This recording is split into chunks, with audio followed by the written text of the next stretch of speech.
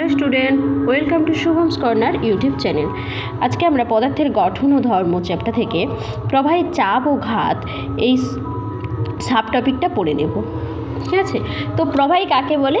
যারা কি হয় এক জায়গা থেকে আরেক জায়গায় সহজেই কি করতে পারে, প্রবাহিত হতে পারে, তাকে আমি প্রবাহী বলি। তো ঘাত কাকে বলছে দেখো, একটা বস্তুকে একটি তলে রাখা হলে ওই বস্তুটি তলের উপর নিম্নাভিমুখী নিজের ওজন প্রয়োগ করে, যা ওই তলের উপর বস্তুটি দ্বারা প্রযুক্ত ঘাত নামে পরিচিত। অর্থাৎ ঘাত কাকে বলা হচ্ছে, যদি আমি কোনো একটা বস্তুকে একটা তলের উপর রাখি, ওই একটা তলের উপর ওই বস্তুটা যে পরিমাণে বল প্রয়োগ করছে, সেটা কি কতটা পরিমাণে বল প্রয়োগ করে, বস্তুটা তার নিজের ওজনের, ঠিক আছে, সম পরিমাণ বল কি করে ওই তলটির উপর প্রয়োগ করে, ওটাই হচ্ছে যে ঘাত বলা হচ্ছে। ঘাত একটি কী রাশি? ভেক্টর রাশি, যার একক কি? সিজিএস পদ্ধতির একক হচ্ছে ডাইন, এসআই পদ্ধতির নিউটন। তাহলে চাপ কাকে বলা হচ্ছে? কোনো তলের প্রতি একক ক্ষেত্রফলের উপর লম্বভাবে প্রযুক্ত বলকেই ওই তলের উপর চাপ বলা হয়। তাহলে চাপ ব্যাপারটা বোঝো আর ঘাত ব্যাপারটা বোঝো। ঘাত বলা হচ্ছে যে কোনো তলের উপর সমগ্র যে বস্তুটা রাখা হচ্ছে তার যে ওজন, চাপের ক্ষেত্রে সেই তলটার একক ক্ষেত্রফলে যে পরিমাণে ওই বস্তুটা বল প্রয়োগ করছে। তাহলে এই পার্থক্য এইটুকুনি, যে তলটার প্রতি একক ক্ষেত্রফলে যে পরিমাণে লম্বভাবে প্রযুক্ত বলটাকেই বলা হচ্ছে চাপ, আর পুরো সমগ্র তলটা জুড়ে বস্তুটা যে পরিমাণে বল প্রয়োগ করছে সেটা হয়ে যাচ্ছে ঘাত।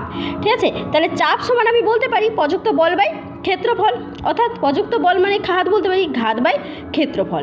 এর একক কি? সিজিএস পদ্ধতিতে ডাইন পার সেমি স্কোয়ার, এসআই পদ্ধতিতে বলা হচ্ছে নিউটন পার মিটার স্কোয়ার। যেহেতু এখানে দুটোই কিন্তু বলের একক, কিন্তু এখানে যেহেতু চাপের ক্ষেত্রে ক্ষেত্রফল মানে ভাষাটা প্রয়োগ করা হচ্ছে, তাই ক্ষেত্রফলের এককগুলো লাগছে। চাপ ও ঘাতের মধ্যে সম্পর্ক কি? ঘাত সমান আমি বলতে পারি চাপ গুণিত ক্ষেত্রফল। এবারে আমরা জানবো যে এক প্রবাহীর কোনো বিন্দুতে চাপ কতটা হবে সেটা আমরা কিভাবে মেজারমেন্ট করব।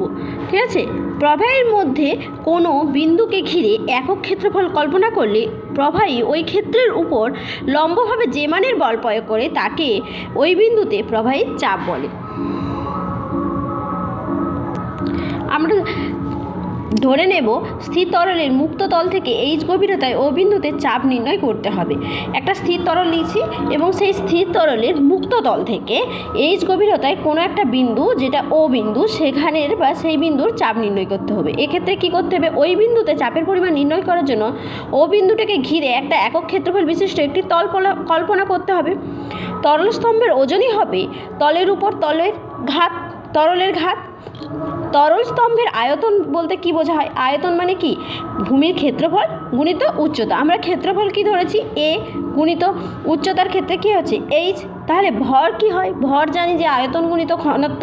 ঠিক আছে, কোনো জিনিসের ভর বলতে কি বুঝি? তার আয়তন এবং তার ঘনত্ব। এখানে আমি আয়তন বের করেছি কি করতে? ভূমির ক্ষেত্রফল। আমার বলেই নিয়েছি আমি এ ক্ষেত্রফল বিশিষ্ট একটা তল কল্পনা করেছি, এবং যেটা এইচ গভীরতায় অবস্থিত। তাহলে এইখানে হচ্ছে যে এইচ দিয়েছি এবং ঘনত্বটা আমি কোনো তরলের রো ধরেছি। ওজন বলতে কি বোঝায়? ভর ইন্টু অভিকর্ষজ ত্বরণ। বস্তুর ভর তো আমি বের করে নিয়েছি, তার সঙ্গে অভিকর্ষজ ত্বরণ গুণ করব। অতএব চাপ সমান বলতে পারি তরলের ঘাত বাই এ। অর্থাৎ এখানে দেখো দুটো এ কাটাকাটি হয়ে যাচ্ছে, উপরে একটা এ আছে নিচে একটা এ আছে, তাই কাটে যাবে। তাই কোনো আমাদের চাপ হচ্ছে এইচ রো জি। অর্থাৎ বলতে পারি, অর্থাৎ প্রবাহের কোনো বিন্দুতে চাপ কি হচ্ছে? ঠিক আছে, তার গভীরতা এইচ, তার ঘনত্ব এবং অভিকর্ষজ ত্বরণের উপর নির্ভর করছে, ক্ষেত্রফলের উপর কিন্তু নির্ভর করছে না। সে, ঠিক আছে, মুক্ত তল থেকে কতটা গভীরতায় রয়েছে সেই গভীরতা এবং তরলটার যে ঘনত্ব কতটা সেটার উপর এবং অভিকর্ষজ ত্বরণের উপর নির্ভর করছে। Thank you.